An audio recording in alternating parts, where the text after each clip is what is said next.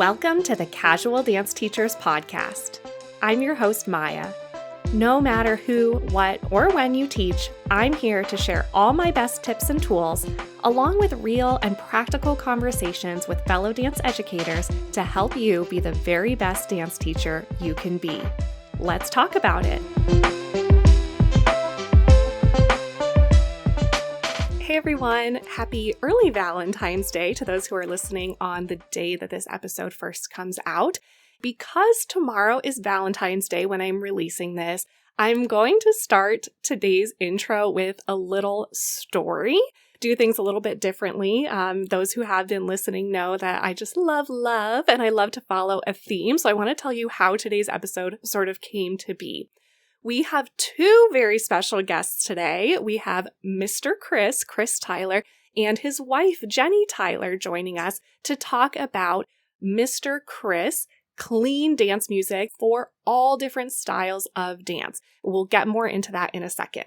But I just want to tell you for the theme of Valentine's Day why I'm so obsessed with this couple and today's episode. So Mr. Chris reached out to me about doing an episode talking about his process for creating these clean dance mixes and using them in hip hop, tap, and other styles of dance as well. And I was really excited. I love his music and the way that he goes about incorporating all these different cues in music that dance teachers can use really easily in their classes. So I was so on board for that. And we were doing my typical system of kind of prepping a guest for an interview, which is just emailing back and forth with like dates and notes about what we're going to talk about and things like that. And I get this email from Mr. Chris. I'm just going to read it to you. He says, Maya, I'd love to invite my wife, Jenny Tyler, to join the episode if you're open to it. She's a longtime dance teacher and is really the person who originally shaped the entire Mr. Chris concept, the idea of teaching through music and creating classroom-ready tools came directly from her experience in the studio. I think having her voice in the conversation could add a really helpful teacher perspective and give listeners a deeper look at how the brand came to be. So immediately I'm like, how wonderful to prop up your wife's voice in the conversation. And yes, absolutely, like all voices that can contribute to this conversation are so welcome. So I was really excited about that. And I thought in my head, I was like, ooh, when we're recording this, going to be a little bit before Valentine's Day, husband-wife duo, maybe this could be a Valentine's Day episode. So fast forward, we get to the recording day and I turn on my camera for the call and here's Chris and Jenny sitting right next to each other on the couch. They're sharing a set of headphones with the earbuds like in their outside ears. So you know they have to be really close together with the earbud in their outside ear. And my heart just melted. And the way that they spoke throughout the interview, you will hear, obviously, that they just have this really beautiful collaborative mindset and approach to communication, and they're bouncing off of each other while also like listening and propping each other up. It's just so awesome. So yes, immediately I was like, yes, this is our Valentine's Day episode. We've got a super adorable couple doing amazing things for dance teachers. At the beginning of our conversation, they do kind of talk a little bit about their own backgrounds, and then we get into what they're doing now more at the end. So rather than read off both of their bios, I'm just going to let them speak for themselves so that this intro of me kind of like swooning over like, oh my gosh, so cute.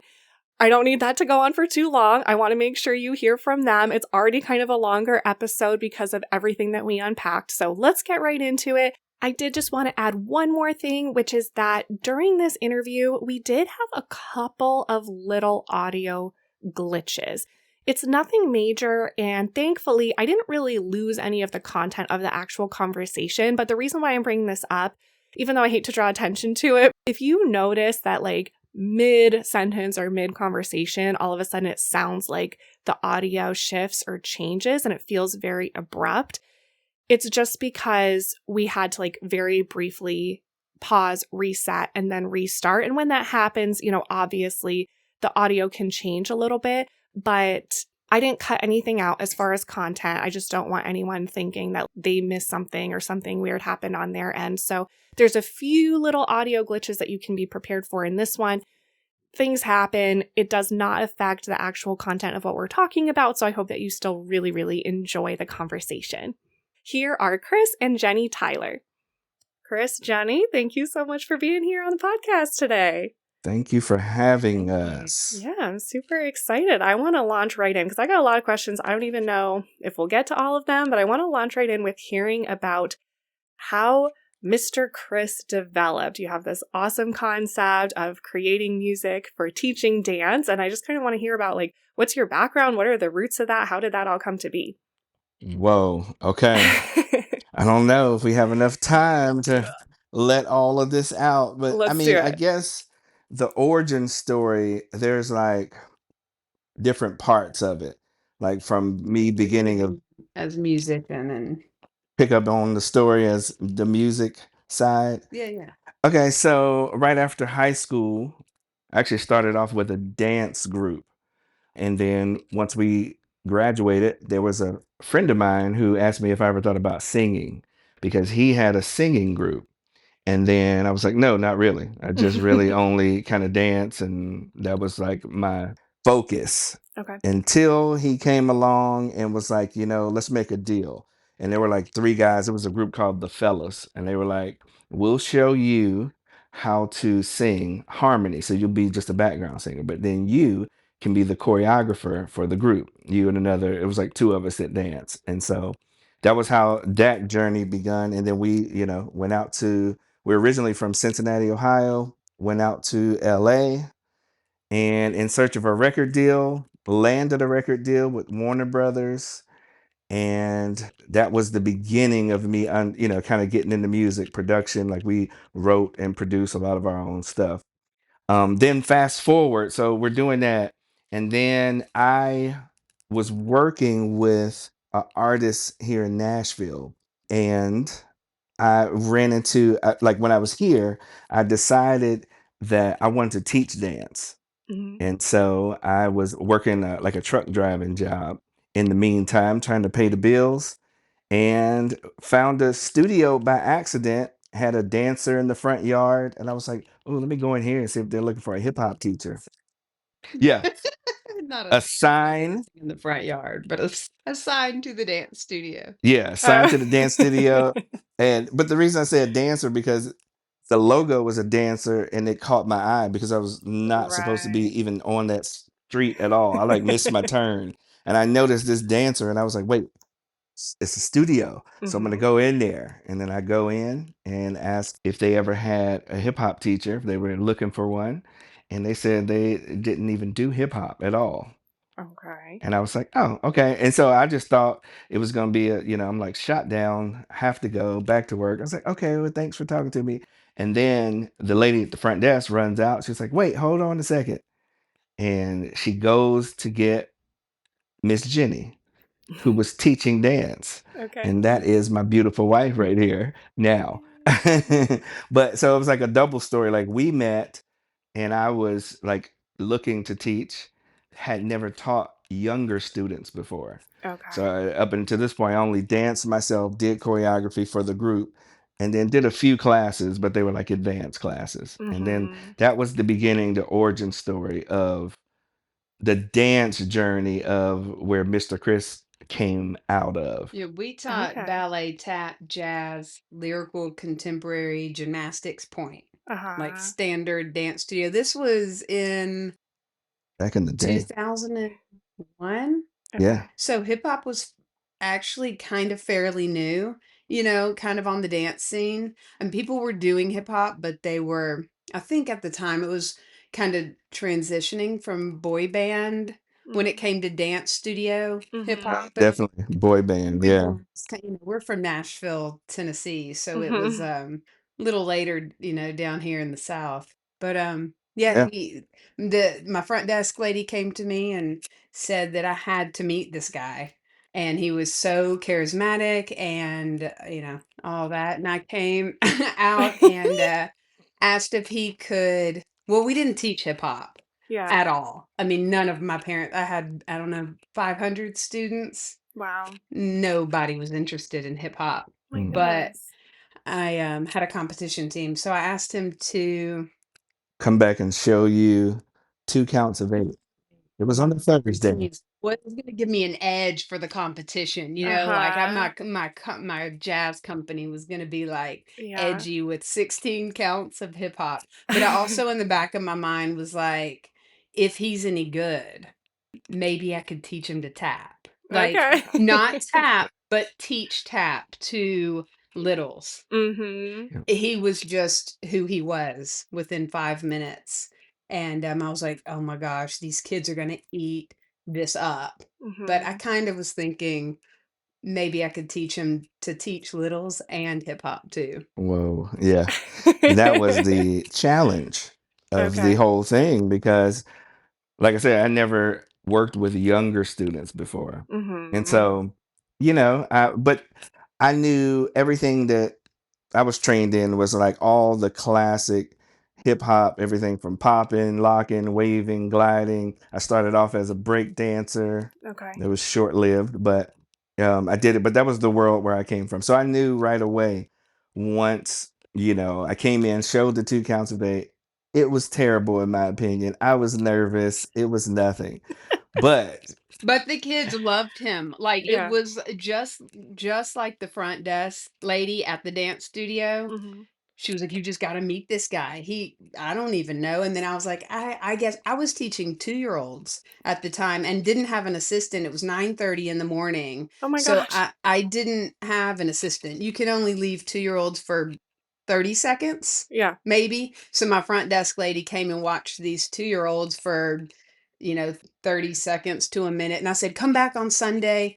We have a group. Give me 16 counts." Blah, blah, blah, blah. He came and taught. And then I just think it just kind of progressed. He started teaching hip hop for us, but my dancers that I could like, kind of sell anything to, the company Mhm. kids, I wasn't gonna be like, let's have him teach babies. We were only a ballet tap jazz studio. So Mhm. he had like two company member ballerina bunheads. And he had about 6 months with these two girls in black leotards, pink tights, and pink ballet shoes. I was like, "Y'all have got to take off your ballet shoes, roll up your tights or something." I didn't know anything. Yeah. So that was kind of that. yeah. And then so that was the beginning of I knew that I had to like in their ballet classes, everything had like massive structure and there were Mhm. names for the moves. And I would notice, Know how to how do they do that. know? Yeah. Like, know, Across the floor, in jazz, he was like Wow. if they just know what's next. I was like, yeah, it's pretty standard. so that was the Wow. beginning of me. I'm like, okay, so I have to break everything down from the beginning, the way I learned Uh, it. Yeah, because he would dance for the kids, and he was just a phenomenal dancer. And I was like, but I want them to do that. Mhm. Like, I want them to look like you. Yeah. And so, I started teaching them all the fundamentals. And then fast forward a little bit past that, when I did finally have some of the younger ones, and I was used to teaching the older ones, and I would put on like an instrumental beat, and I would call out the names of the moves. So if it was a wave, I would be like, bend your knuckles, wrist, elbow, shoulder, chest, and I would turn them into drills. Mhm. So that was just normal class for me because I wanted them to know the names of. I would be like, let's do a tutting section. So I'm teaching them like the fundamentals and the names of the moves that they had never heard of before. They was like, oh, I've seen that before, but I didn't know what it was called. And I'm like, yeah, it's the twisto flex. It's easy. You should know how to do it. And so we're doing that. And then one day with my younger ones, I'll never forget it. One of the girls come in and she was like, "Can you play my favorite song right now?" And I was like, "Well, what is it?" And she was like, "It's Usher, and the song is called Yeah." So I was like, well, let me see if I have the clean version. I was the studio owner at so like I wasn't just teaching, like these Yeah. were my 500 girls, Yeah. and which it was on the radio, Usher. I'm sorry to jump Yeah, in on that. no, this is the part right here, He plays Usher. I think nothing of it. It's on the radio. the clean version. But it was for Mhm. my baby company, which my youngest company was 5 and 6-year-olds. And they just loved it. At the time, he was dressed crazy and so I got a call from a parent and she said, "Can we want to discuss the music that's being played in the hip hop classes. And I was just like, well, of course. Of course, I'm being defensive kind of it. Mm-hmm. And I didn't really think much of it. We probably got away with a lot of stuff teaching our jazz classes, but I didn't really think of it. He was also one of our first male teachers. It was the first hip hop, Mm-hmm. one of the first hip hop teachers in Nashville. It wasn't totally accepted, but Right. they trusted me and the studio and our reputation, so they went with it.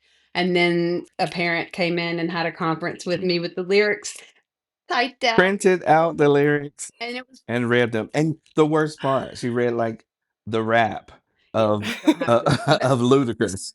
A little defensive at first, just because I was like, he's such a great teacher, and Yeah. listen.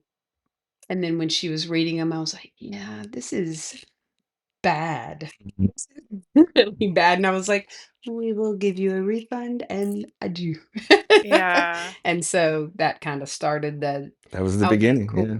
music Okay. that's clean. Wow. Yeah, my brain's going every which way about the cultural history of hip hop. I feel like that plays into all of A this, lot. but I still Yeah. do really want to kind of move forward with your journey and kind of take it in that direction. So you had this conversation with the parent, and Okay. it sounds like maybe mutually you both walked out of that and were like, oh, we need more clean, kid-friendly options? Or no? Jenny's shaking her head no. Well, well, at the time, he wasn't teaching young children. Okay. He was with just our company, our competition team. Mm-hmm. And so I kind of moved it down the ladder in age group just Mm-hmm. to ease kind of the male teacher into the traditionally ballet, tap, jazz, dance studio. So I started with the advanced students that had been there their whole life, then kind of moved, into the intermediate and then the younger. And then it was the youngest company, 5 and 6 year olds. And I just thought we were just getting ready, like gonna finish out this year. And then the next season I would introduce him to recreational classes. Mm-hmm. hmm But that mid-season, parent that kind of came and said that, I was just like, you're absolutely right. Yeah. I mean, you're Yeah. right. Like, I love it, but I'm not 5. And I didn't at the time, I think I just had a 1 year old, and this was a while ago. So I wasn't a parent yet either. I mean, I was a studio owner, but so Yeah. after that kind of transitioned, that year went by, and I don't know, I think I was a little bit timid about what I could say about the music, if that made Mm-hmm. any sense. Like, I was Yeah. like, I don't know where I stand, anyway. So we got through the year, and then everybody loved him, and I was like, he's going on recreational classes. And at the same time, I decided to start 3 and 4 year old. We had, I mean, 250 to 300 students under the age of Oh my 5. gosh. And so I was like, we're going to do 3 and 4 year old hip hop. Oh Oh yeah. my. And it just, I mean, it was so wild. It was fun. It was good. Mm-hmm. We combined it after a semester. I was like, an hour hip hop is not Too working. long. It's too long. It's not going to work. Yeah. So we did hip hop and tumbling classes. hmm 30 minutes, 30 minutes. Okay. And I was like, I can teach you how to teach them, Yeah. the skills going into that. So we kind of went there, and then he did not know how to teach him. He Yeah. was fantastic with the advanced students and the older kids. And I mean, 200 kids had fallen in love with him. And I was like, the babies are going to love him. I was like, Mm-hmm. Got in there. I think he was started teaching them like dance. I like went right Yeah. into choreography. Okay, 5, Oh 6, 7. no. No. So we spent, I don't know, 2, 3, 4 years developing our baby program, our under 2 to 5 year old hip hop program Oh without wow. music. And then we were like, there's no music hmm for any of Mm-hmm. this. And then I think that's when you were like, I do music.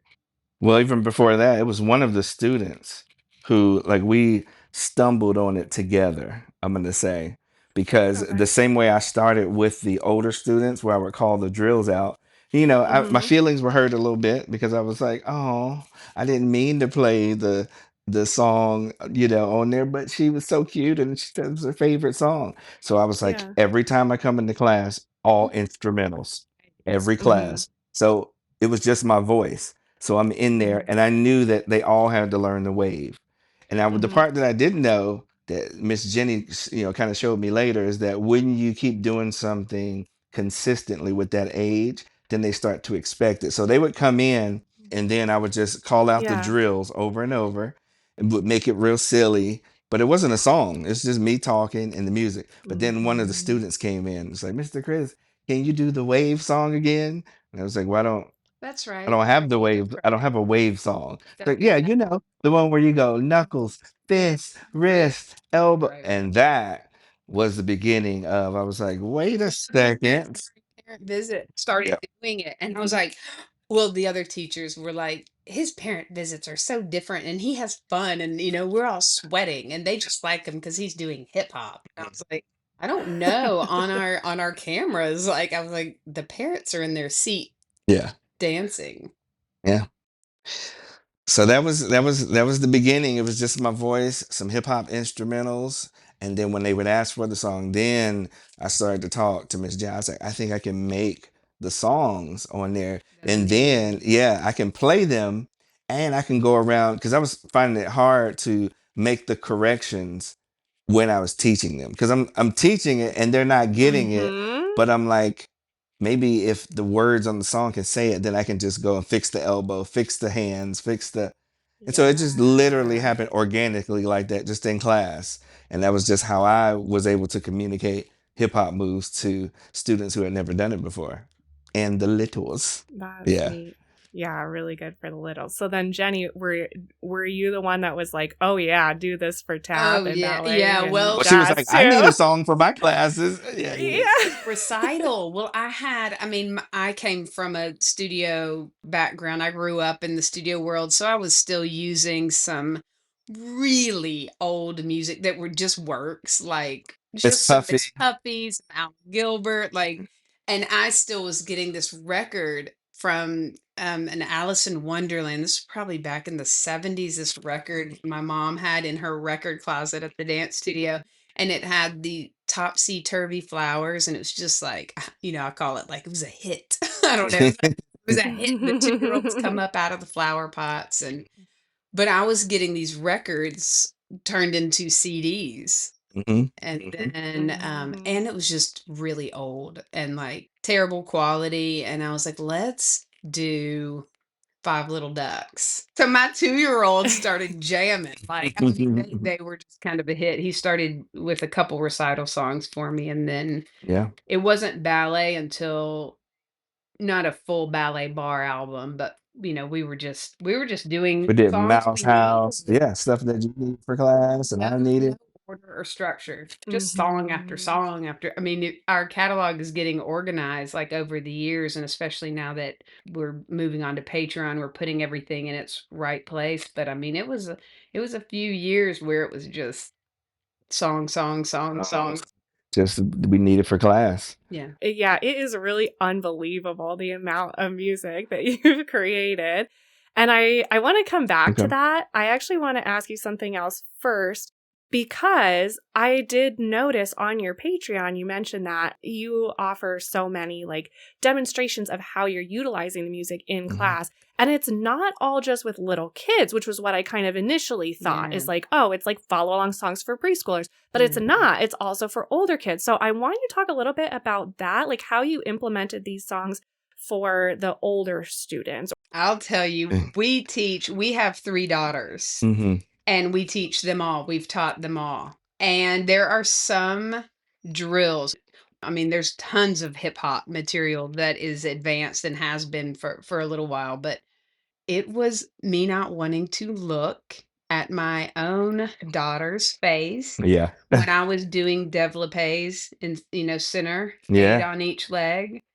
My normal students would kind of take it, but my own daughters, I was like, Oh. to pass their face, and they're looking at me. So I was like, "Can you just make a développé?" And I'm like, "What's that?" And I I'm was like, like, "Just say it. Just say it." and then that's how our tag team just really blew up because she would write out all the drills she would need, and then I'm just on the beat all the time, and then I'd be like, "Say it like, like say it like this and say this correction." And so, like, can I be me on? I'm like, "Develope, gotta hit you with the develope." Yeah. sometimes they were just like, "Ooh," but I'm like, "You can't." I mean, he's having a ball, and they're Yeah. just and we teach, at the time we were teaching a lot of conventions, and Oh yeah, it's loud, and I was like, we kind of wanted to experiment with the music, so we started some across the floors, and then I was like, there's going to be 500 students. I was yeah, like, it has to go on, and I was like, well, even if 500 go across the floor one at a time, it's going to have to be 5 6 minutes long. yeah, And then I was like, in a Mhm. regular classroom, if you've got 20, 30, 12 students and you're doing batmas or grand jetés across the floor in jazz, they need to do 2 or 3 rounds of that, and if you're going two across. Mhm. So, we put our own daughters through yeah. it a little bit and They were the guinea pigs. Yeah. you go, you know, Next, 6, 7, 8, run, run, leap, and down, run, run, boom, do do do do. also Chris, when he was trying to, how do they know who's next? And my thing was like, because they know. I don't know. I never really thought of it. Yeah. So for like a new teacher, there was a count off, or even when Mhm. you find yourself as a teacher standing at the front of the line across the floor and Mhm. you're just going over and over, Yeah. screaming 5 6 7 8 at the top of your lungs so the next two will go. And then you're like, y'all gotta pay Yes. attention Yes. over and over and Yeah. over. Yeah. So Yes. Oh my goodness, I love it. So you kind of have answered my next question in a few ways. I wanted to ask about what you've seen in choosing music for dance classes in general. Like, what is really good things to look for when choosing music? What are some pitfalls or things to avoid? Obviously, check your lyrics. Like, that's kind of one Yeah. of the lessons that I've Yes. learned listening to Uh-huh. this. Also, just hearing you sing it Hmm. out, the retention for all ages, for all levels, being able to retain the information and also paying attention and knowing when to go and stuff through the rhythm. I understand that that's a Yeah. benefit. Is there anything else? Like, what are you thinking of when you're making it? Like, oh, I have to include this, or I have to think about it rhythmically this way in order to communicate what I'm trying to communicate. How are you thinking about that when you're creating A the lot of music? times I will work the whole thing in reverse if it's a hip hop. Like if I'm going into it and I know there's a routine that they're working on, and then I'll think about the Mhm. hardest sections of the dance. Then I'll just Mhm. kind of start working backwards from there. Like what kind of across the floor drill would they need to do to get these set of moves? And then how can I make that into songs? And then I Okay. realized like within every given dance, there's at least 20 songs that can happen from that. If I take, the amount of time, like if you're cleaning or if you're going over, even transitions, when I'm like, when you guys do transitions, you like fall out of the dance. You just walk or like duck down low and run. And so I'm like, Mhm. okay, well, let's choreograph something that does that in the song. And then I'll just play that for the across the floor in class. And then I'll go, okay, now you remember everything we've done for the last 45 minutes? All of those moves are going to be in your dance. So everybody spread out. 6, 7, they're like, oh, we know this already. We feel comfortable. We got this because you've already done Yeah. it. But then there are drills that you can do all the time, whether you are cleaning the dance, getting better, getting bigger, and stuff like I that. think about how long the class is, how Mm. Mhm. old the kids are. We're very different, Chris and I. And it goes into the same song. Yeah. So I'm a little bit Mm. more of the, this is what a 5-year-old is going to do. Right. And Mhm. Chris is like, but and then we're gonna go this and this and this. And then when he says Chris says, I gotta do this, this, this, this, and this. Mm. And then I Uh-huh. say, They're going to do. they're gonna it's more like how many times in what section, and then when they're done listening.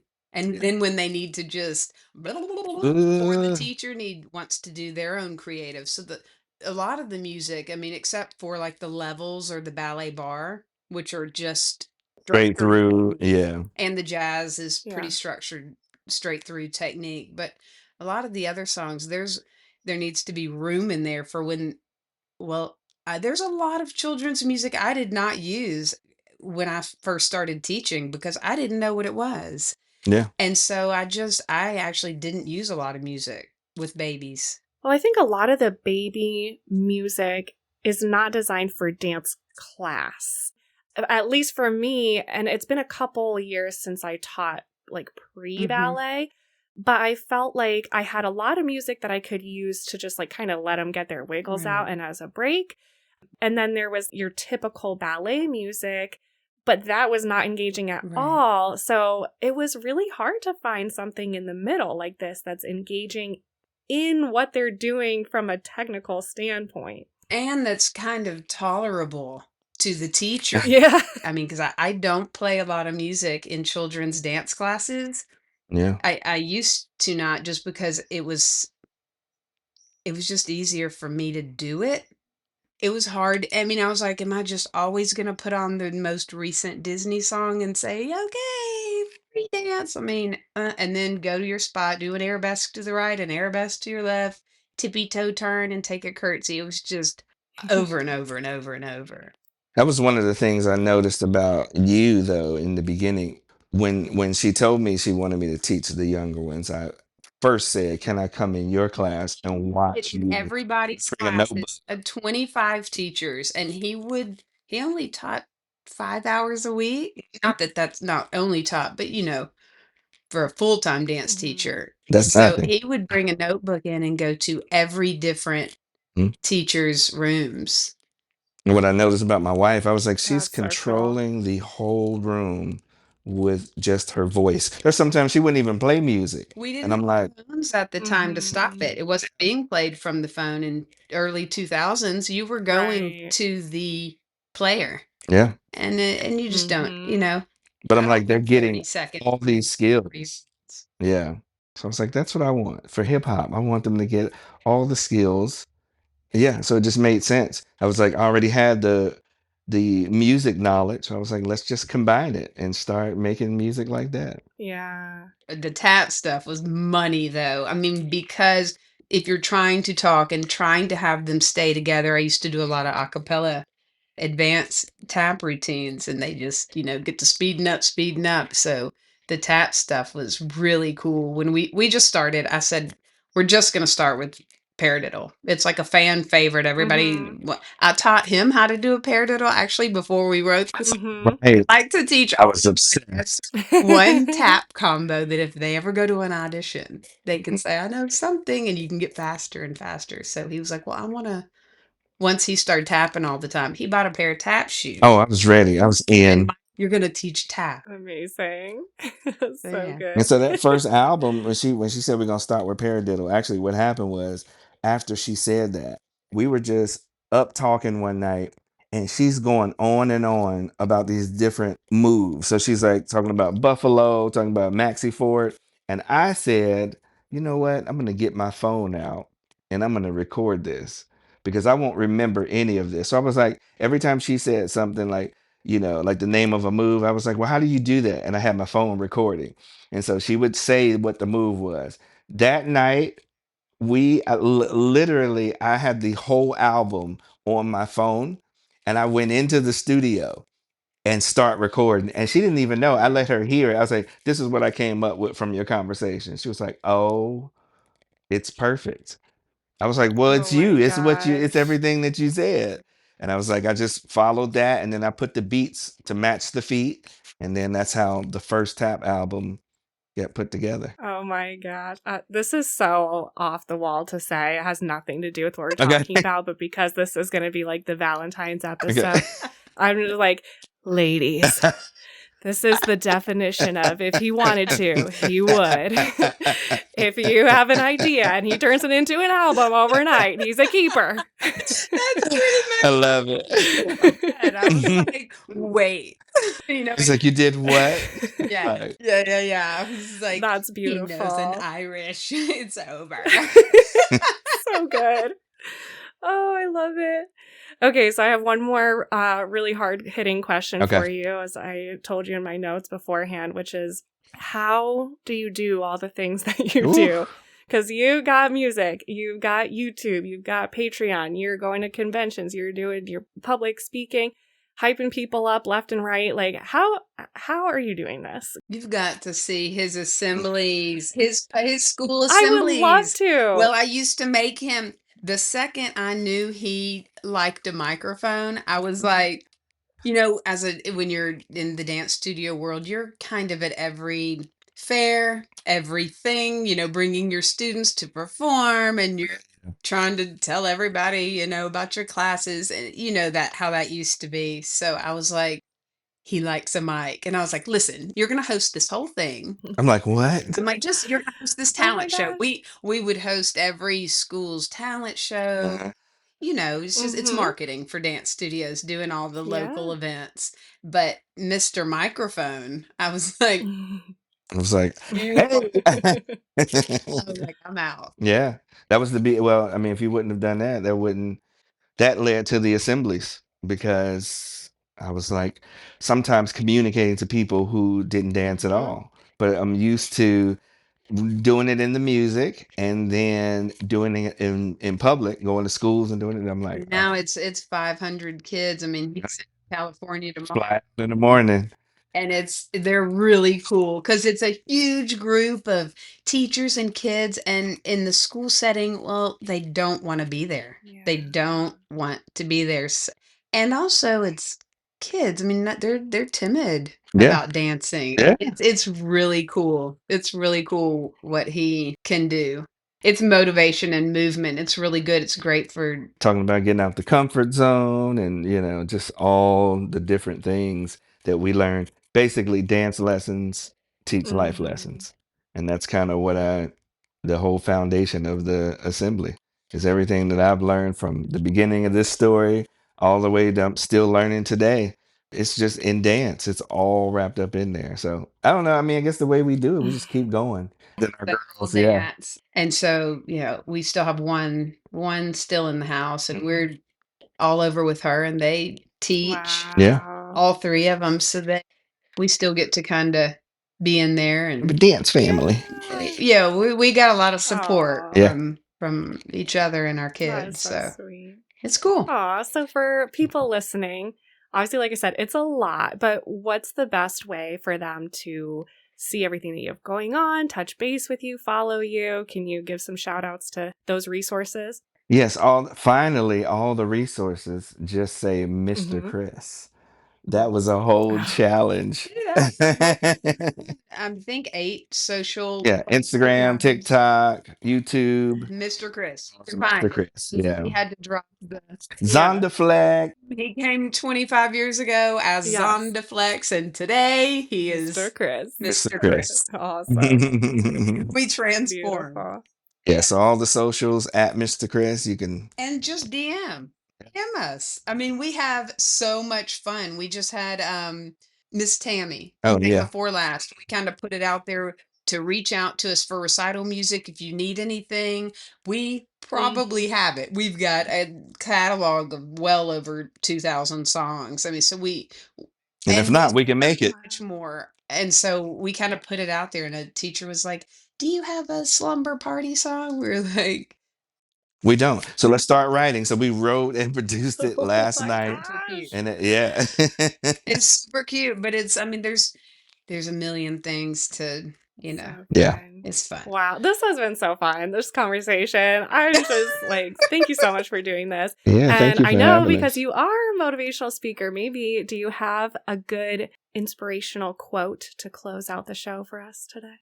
Well, the first one that comes to mind is we had a student that I always used to, whenever my wife would be around in class saying things to the students, he would always be like, that needs to be a t-shirt. That needs to be on a coffee cup. And so this one, it stuck with me forever. And we actually wrote a whole speaking album from this one phrase.